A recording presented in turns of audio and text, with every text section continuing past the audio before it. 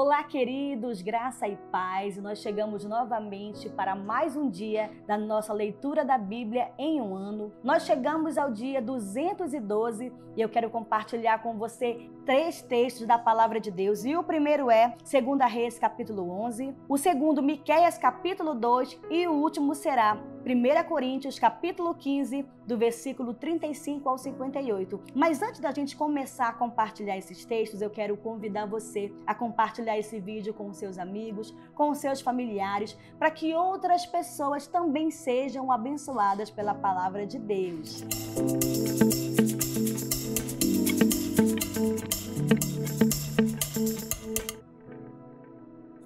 E lá no capítulo 9 de 2 Reis, você viu que Eliseu, ele escolheu ali um dos seus profetas e mandou que ele fosse até uma cidade chamada Ramote-Gileade. E qual era o intuito desse profeta ir até essa cidade? Era para ungir Jeú, filho de Josafá, como rei de Israel. Quando chega no capítulo 10, você também viu que Jeú, ele tem o que? Uma ideia. Ele vai tramar, ele vai fazer uma armadilha para a família de Acabe e para todos os ministros de Baal, para que eles morressem. E foi exatamente isso que Jeú fez. Ele executou a família de Acabe e ele executou também os ministros de Baal. Mas quando chega no capítulo 11, que é esse capítulo que nós vamos compartilhar hoje, você vai ver que existe uma mulher que é filha do rei Acabe e de Jezabel, e ela tem por nome de Atalia, que era mãe de Acasias, o rei daquele lugar. Então ela soube que seu filho Acasias foi morto. E aí então o que foi que ela fez? Atalia, ela mandou matar toda a família real,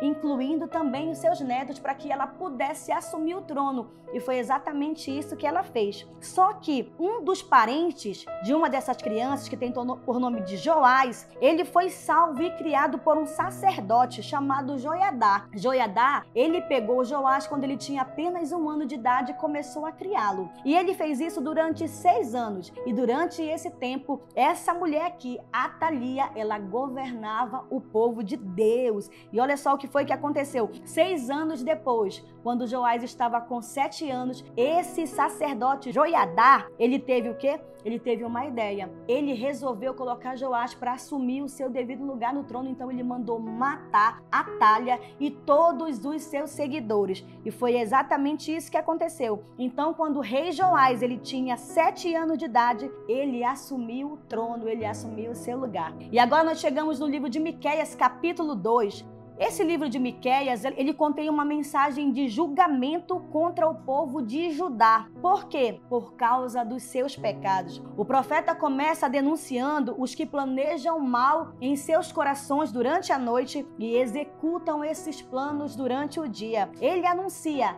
a chegada do julgamento do Senhor por todos aqueles que estão pecando, que estão tramando maldade. Então ele vem aí trazendo uma mensagem para aquele povo que é opressor. O povo estava maligno, estava perverso, e ele vem trazendo uma palavra do Senhor. Vem julgamento aí sobre a nação, se vocês não se arrependerem. Só que Miqueias, ele não vai trazer essa mensagem de julgamento do Senhor só para o povo de Deus, não. Ele vem trazendo também uma mensagem para os profetas, que naquele tempo eles estavam só trazendo palavras de bênção sobre o povo, e eles não estavam falando aquilo que Deus queria que eles falassem. E o que é que Deus queria naquele tempo? Ele queria que as pessoas se arrependessem, e os profetas não estavam entregando essa mensagem. Só que é muito interessante porque Miqueias também vai profetizar que Deus, ele irá resgatar o seu povo. Olha só, diante de tudo isso, diante do julgamento que Deus vai trazer sobre o seu povo, ainda assim o Senhor,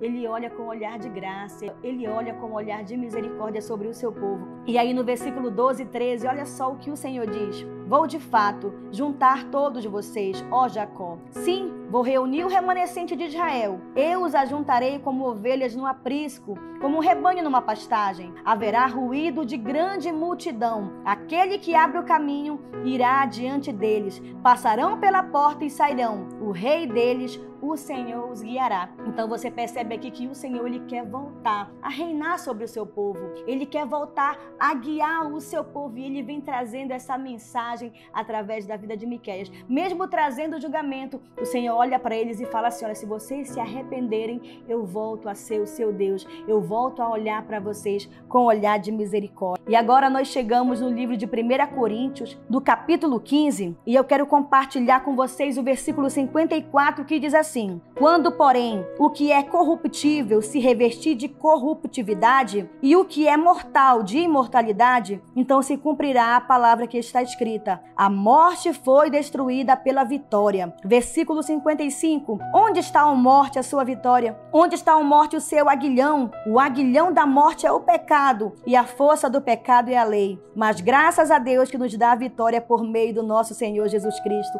E versículo 58 diz assim: portanto, meus amados irmãos, mantenham-se firmes e que nada os abale, sejam sempre dedicados à obra do Senhor, pois vocês sabem que no Senhor o trabalho de vocês não será inútil. Paulo está dizendo assim para esse povo de Coríntios assim: olha, eu sei que tem lutas, eu sei que tem dificuldade, mas vocês precisam manter a esperança de vocês não aqui nesse mundo terreno, mas em algo poderoso, numa morada do céu, e o trabalho de vocês não é em vão. Continuem trabalhando como quem serve ao Senhor e não aos homens. Você está desanimado? Você está desacreditado? É isso que tem acontecido com você? Permaneça firme, porque o seu trabalho no Senhor não é em vão. Ele é contigo todos os dias da sua vida. Nunca esqueça disso. Quando vier o cansaço, o desânimo e a fadiga, seu trabalho no Senhor não é em vão. Amém, queridos? Nós vamos ficando por aqui. Eu quero agradecer a você pela sua companhia.